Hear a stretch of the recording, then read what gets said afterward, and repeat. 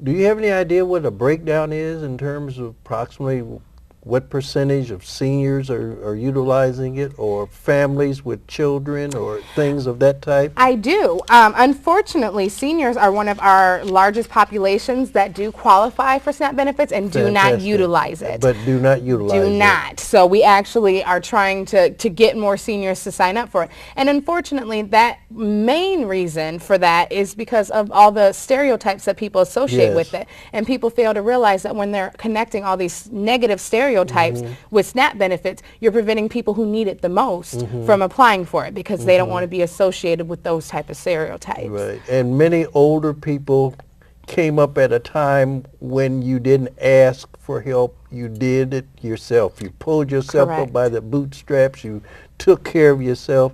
And that mindset, along with some of the stereotypical negative things that they assume may be true, they probably don't participate, but probably are in need of participating as much as anyone else. Very, very true. Seniors, a lot of seniors actually go days and even weeks sometimes without eating nutritious meals or eating the amount that they need to be eating. And they did come from a time where everyone fends for themselves and they think of this as being negative, but it's not at all. We're in different times now when people are struggling just to survive. So if you qualify, this is something that could help you. Overall, you'll have one less bill to pay, and you'll have nutritious food in your fridge to feed you for a week or 2 or 3 or the whole month, you know, and then it's something that's guaranteed and it's coming in every month as long as you continue to do your redeterminations and check in how you're supposed to. I would assume that part of your responsibility, I think I heard you say that you're an outreach coordinator for McLean County. Correct. And that is to explain some of the things we're talking about here tonight and encourage those that should be a part of the program to become aware of it and then apply for it. Am I correct? You are correct. My job is not only to inform people, but I also try and go out and make things as easy as possible for people to get on the program. In the past, there's been a lot of difficulties, or we were trying to figure out why so many people aren't applying for food stamps that qualify. And some of those reasons are people just get different answers from the DHS offices. They get turned down in the past, so they don't want to apply again. They don't want to go down and sit at the office for hours at a time. So my job is to actually go out to where people are, where they might qualify. I go out to senior citizen homes. I go out to food pantries and other places that service low-income clients, and I bring my laptop and wireless card with me, and I sign them up directly while we're there for SNAP benefits. So when I sign them up, I print off a confirmation for them so that it says that DHS in Springfield has already received their application. So that means at any point when they get their benefits, it's going to backdate it all the way to that day that they submitted their application. I also let them know what they will need when they go to their interview for DHS, because the most common reason people are denied is for not bringing the proper documentation. So I tell them in advance what they're going to need, so the ball can just get rolling a whole lot quicker. And what is it basically that they would need in terms of documentation? Most of the time, you just need an ID, proof of your Social Security card, or Social Security number, I'm sorry, which comes on either a card or a medical or Medicaid card, number of things, something with your Social Security number on it, and then a proof of your income. So if you're either getting SSI, Social Security, disability, or if you're working, then your check stubs. And that's typically the most that they need, a proof of address as well, stating where you live. Normally, how long does that process work, that when a person does apply, or you, during your outreach, sign up? Are we talking about weeks, months, years? It's usually at least a couple of weeks. The caseworkers by law only have up to 45 days to get to them, so they need to get to them within that 45 days. Typically, it takes about 20 days for the whole process to get started in between the interview and the approval and the denial.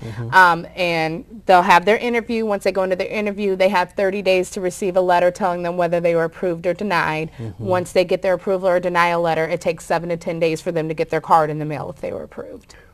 Did you say the Department of Human Services? Correct.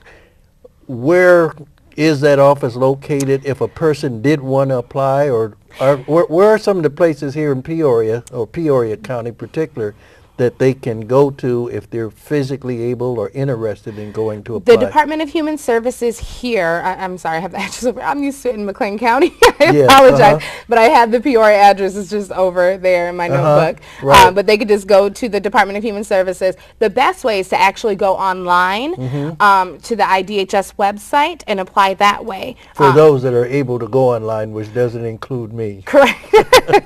Those who have access to a computer Right. or online access, the easiest way is to go online. Otherwise, you could go into your local office and just fill out a paper application or wait to speak with the caseworker if it's on a day that they see clients. Now, where is your office located? My office is in Bloomington, Illinois. Bloomington, okay.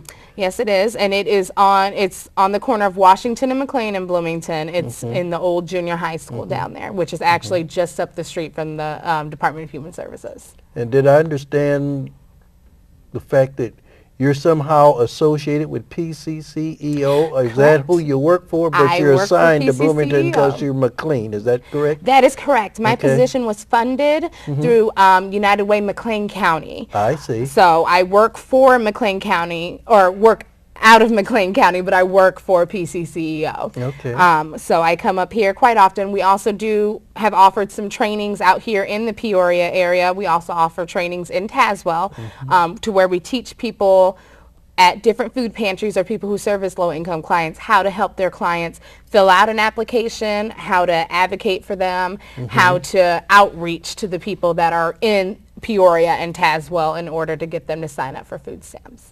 Well, I know from just kind of watching and reading the national news that there certainly has been a significant increase of individuals who have needed as well as who have utilized it. But obviously there's still many people who could probably benefit as well as the community benefit. Did you say for every dollar that we spend, that multiplies to about how much? $5 to $9 spent in your $5 to community. $9. Okay, so it's a win-win-win situation. It It's is. not a lose-lose-lose situation. Not at all, not at all. And for some reason that's a misconception, and I'm not Yes. quite sure why. But knowledge is power, and a lot of people that have a lot of the negative things to say are just people who aren't knowledgeable about what they're saying.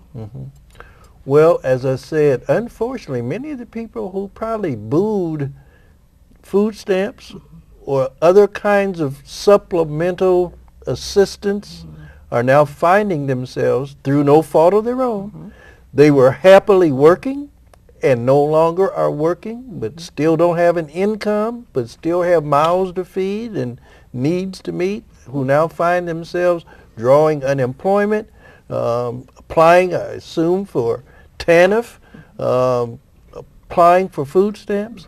And for those that are eligible and those that are in need, they need to get in the line, if there is a line, or get on their internet, or however they need to hook up.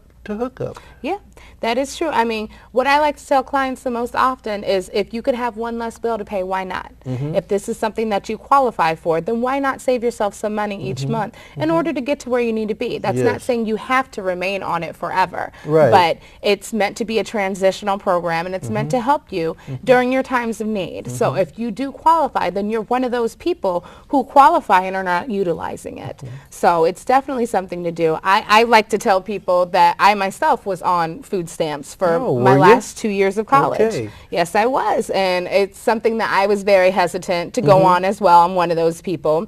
I graduated from high school, and straight out of high school I had a really good job. Okay. And after that I lost my job about 4 or 5 years later. I had some health problems, and I was diagnosed with cervical cancer. Wow. And I ended up losing my job.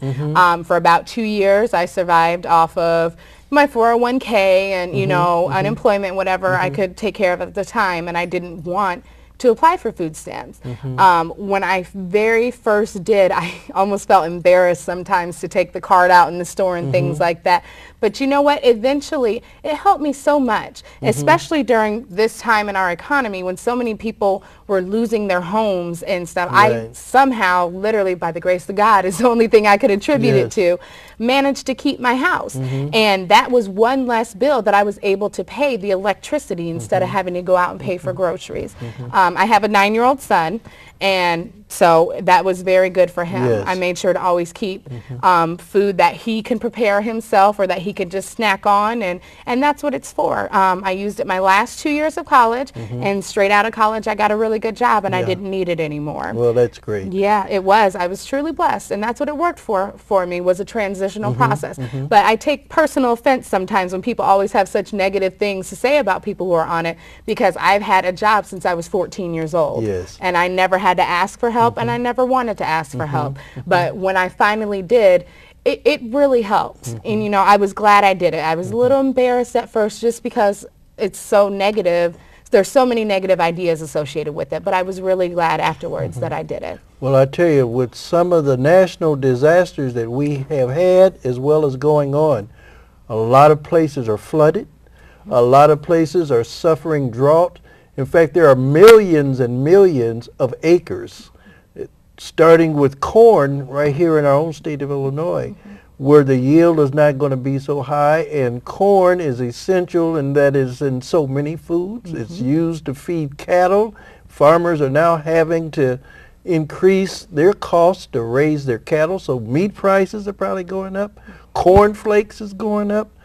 The price of food is going up at a time when our incomes in many of our families have gone down or almost totally disappeared, unless they still qualify for unemployment compensation, and some may not even apply or qualify for that. So the cost of food, we often talk about gasoline prices and so forth. I'm always reminding people, you know, we're always complaining about what a gallon of gas costs, but gas has always traditionally been cheaper than a gallon of milk.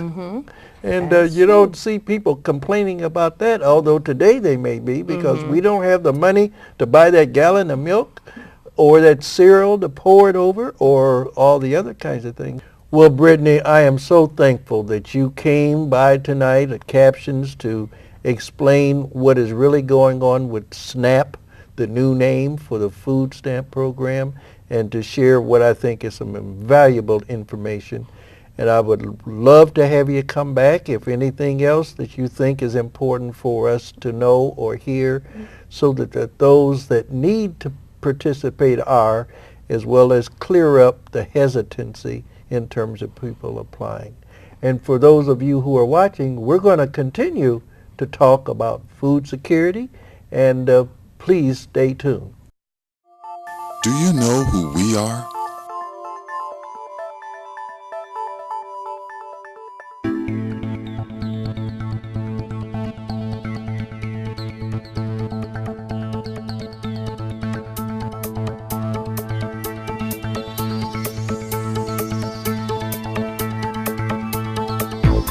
PCCEO, helping people, changing lives for every stage of life.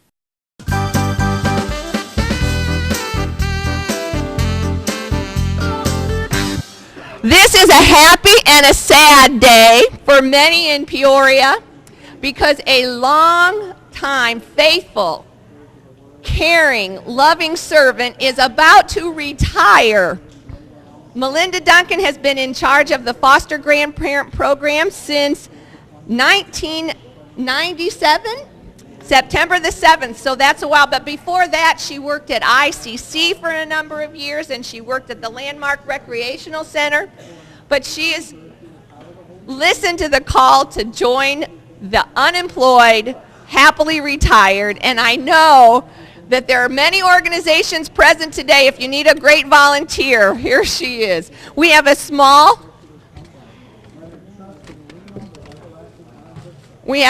plaque that just says the Southside Mission Certificate of Appreciation. This certificate is to award Melinda Duncan in recognition of her faithful years of service and loving care for seniors in the Peoria area. Please join me in thanking